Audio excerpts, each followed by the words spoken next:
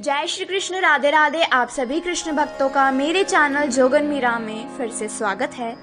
कैसे हो कन्हैया के लाडलो।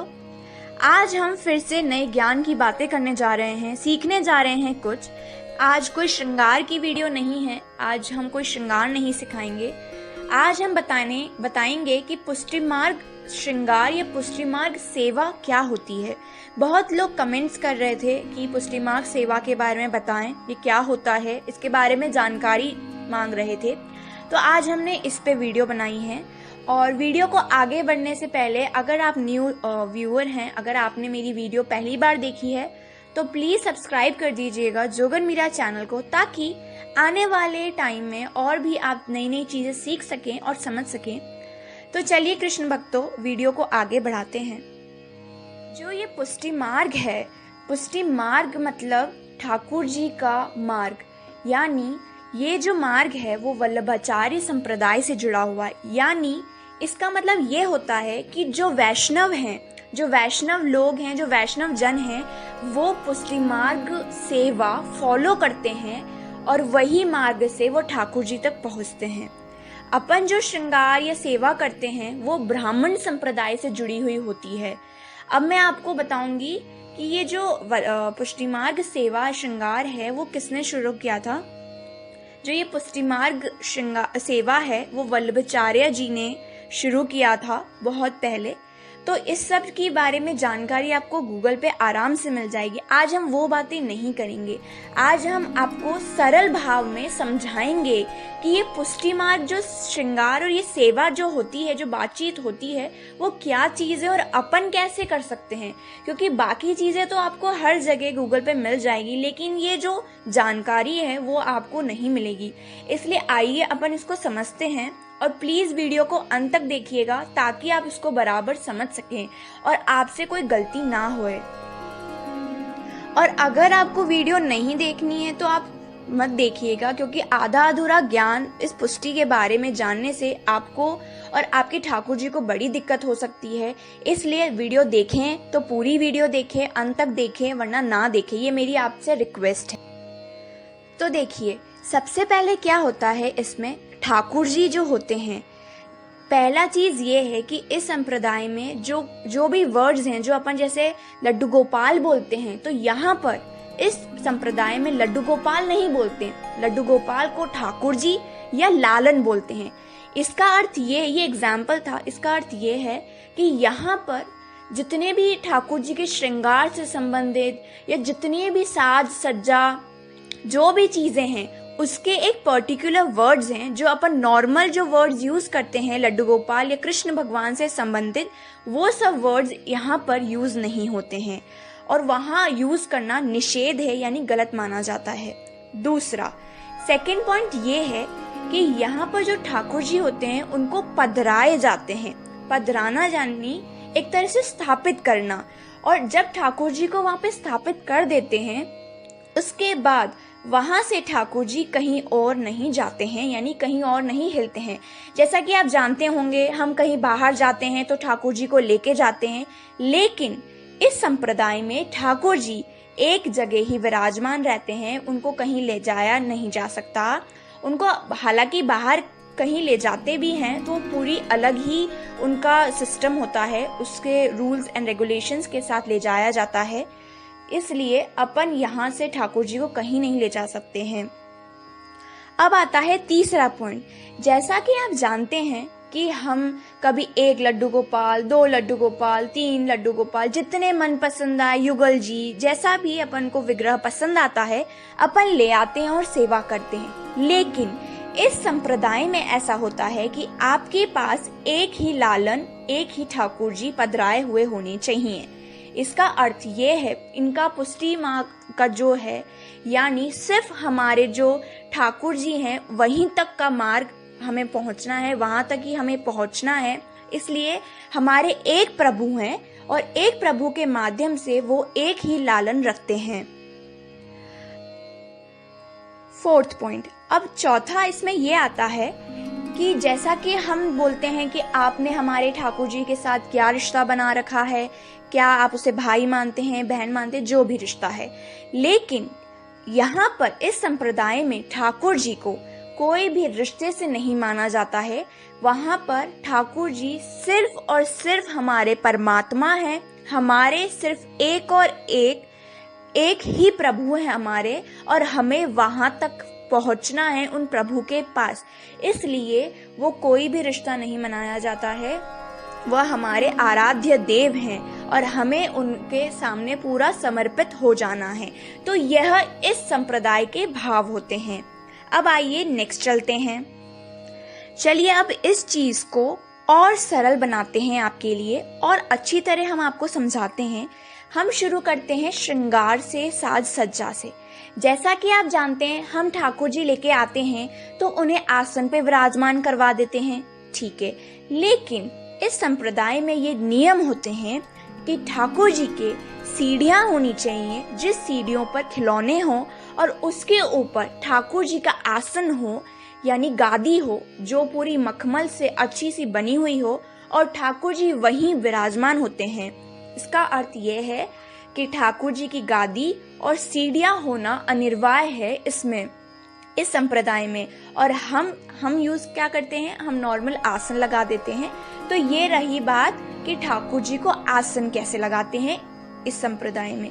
नेक्स्ट आता है कि ठाकुर जी को क्या पहनाते हैं, क्योंकि इसमें जो श्रृंगार होते हैं वो हर दिन अलग होते हैं, हर मौसम के हिसाब से होते हैं, दिन के हिसाब से होते हैं, त्योहार के हिसाब से होते हैं। ठाकुर जी का हर दिन श्रृंगार अलग होता है। जो सीढ़ियां बनाई जाती हैं, जो पिछवाई होती है, पिछवाई क्या होता है, ठाकुर जी के बैकग्राउंड लगता है, यानी जहां ठाकुर जी का आसन लगा हुआ है पूरा 3 सीढ़ियों के साथ, वहां पीछे पिछवाई लगती है, यानी बैकग्राउंड अपन कह सकते हैं, वो लगाना अनिवार्य होता है।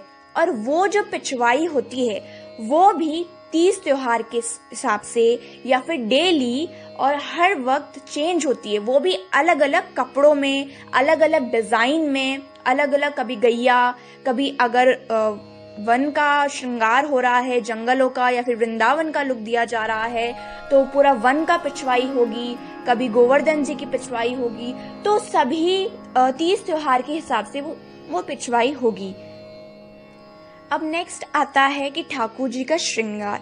ठाकुर जी के कान के कुंडल, अपन तो कुंडल कह रहे हैं लेकिन वहां पर अलग कहते हैं। जैसे अलकावली जो है वो पुष्टि का ही वर्ड है, अलकावली देख लिए। कंडोरा बोली, कंडोरा यानी कमर कोंदनी जो अपन कमर पे पहनाते हैं।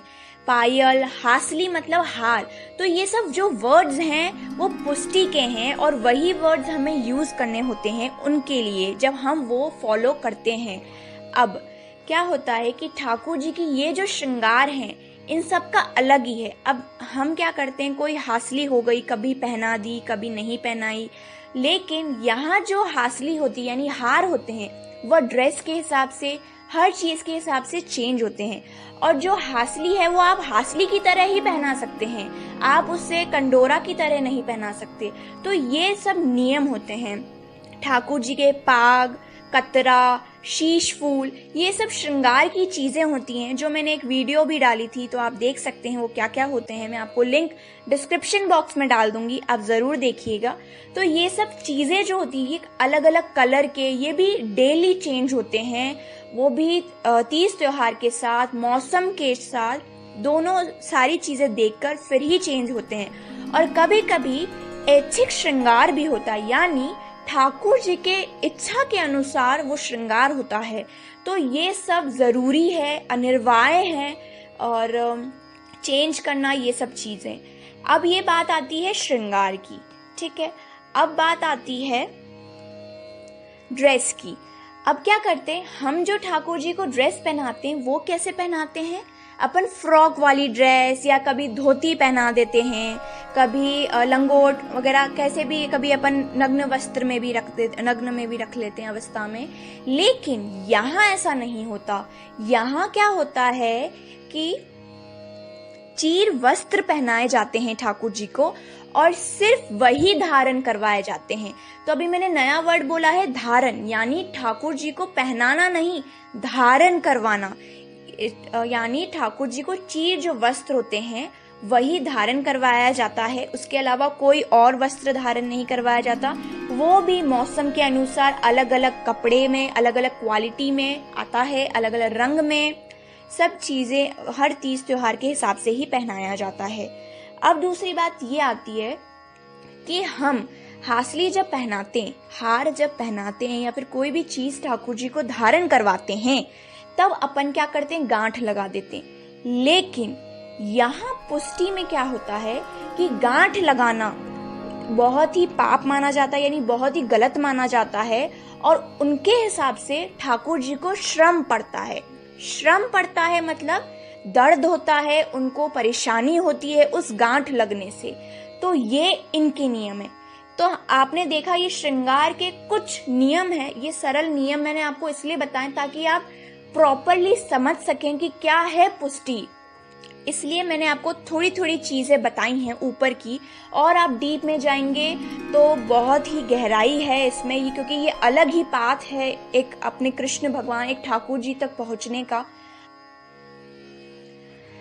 अब क्या होता है कि ठाकुर जी को भोग कैसे लगाते हैं वो देख लेते हैं। हम क्या करते हैं कि सुबह ठाकुर जी को भोग लगाते हैं जो भी हमसे बन पाता है, और रात्रि में भोग लगा देते हैं दूध का और फिर सुला देते हैं। लेकिन पुष्टि में क्या होता है कि ठाकुर जी के कुछ 5 या 6 टाइप के भोग होते हैं नॉर्मली, और ये सब जरूरी है, आप मिस नहीं कर सकते हो, क्योंकि ये बहुत ही कठोर सेवा है और ये बहुत ही आपका मतलब परीक्षा वाला है कि आपको बस ठाकुर जी के पाथ पे लग ही जाना है। तो क्या है कि भोग में ऐसा होता है कि मंगलाचरण का भोग होता है, ठाकुर जी उठते हैं, उसके बाद उनको कुछ ना कुछ 1 या 2 चीज का भोग लगाया जाता है। वो भी जो चीजें हैं वो भी फिक्स्ड हैं कि इस टाइम यही चीज का भोग लगेगा, यही स्वाद में, और इसको ऐसे ही बनाया जाएगा। ठीक है, अब मंगला भोग हो गया, ग्वाल भोग हो गया, राज भोग हो गया, शयन भोग हो गया, तो ऐसे करके बहुत भोग होते हैं और ठाकुर जी को ये भोग लगाना ज़रूरी है। और रात्रि भोग भी होता है। तो ये सब ठाकुर जी के भोग हुए। अब क्या होता है, अब ठाकुर जी को उठाते कैसे हैं और सुलाते कैसे हैं। हम क्या करते हैं कि घंटी बजा के ठाकुर जी को उठा देते हैं, लेकिन पुष्टि में ठाकुर जी को शंख के द्वारा उठाया जाता है कि ठाकुर जी प्रभात हो गई है, आप उठिए। ऐसे करके शंख के बजाकर ठाकुर जी को उठाते हैं। उसके बाद में ठाकुर जी को जो करवटें लेनी है वो भी बहुत ही ध्यान से लिया जाता है। अपन क्या करते हैं, ठाकुर जी को नॉर्मली उठा के बैठा देते हैं और पूजा आरती कर लेते हैं, लेकिन यहाँ ऐसा नहीं होता है। यहाँ क्या होता है कि ठाकुर जी को प्रॉपरली घुमाकर एक हर डायरेक्शन में घुमाकर फिर ठाकुर जी को बिठाया जाता है और प्रॉपर डायरेक्शन में दिखाया जाता है, फिर जाके ठाकुर जी को उठाया जाता है। और सेम ऐसे ही सुलाने का तरीका है। ठाकुर जी को सीधा नहीं सुला देती, ठाकुर जी को पूरे डायरेक्शन में घुमाकर और पूरे जो रूल्स और रेगुलेशंस हैं उसके साथ में ही सुलाया जाता है। तो मैंने कहा ना, यहाँ बहुत नियम है, और हम जो ठहरे हैं ब्राह्मण संप्रदाय से हैं। ब्राह्मणा संप्रदाय क्या होता है वो मैं आपको नेक्स्ट वीडियो में बताऊंगी। तो ये सब जो छोटी छोटी चीजें थी वो मैंने आपको बताया था ताकि आप समझ सकें। और पुष्टि श्रृंगार आपने देख ही रखा है। पुष्टि श्रृंगार हमेशा ठाकुर जी के जो हारों से भरा हुआ होता है वो श्रृंगार होता है, जो गादी पे हार लगे हुए होते हैं वो श्रृंगार होता है, और जो वो श्रृंगार होता है वो पूरे साल भर होता है।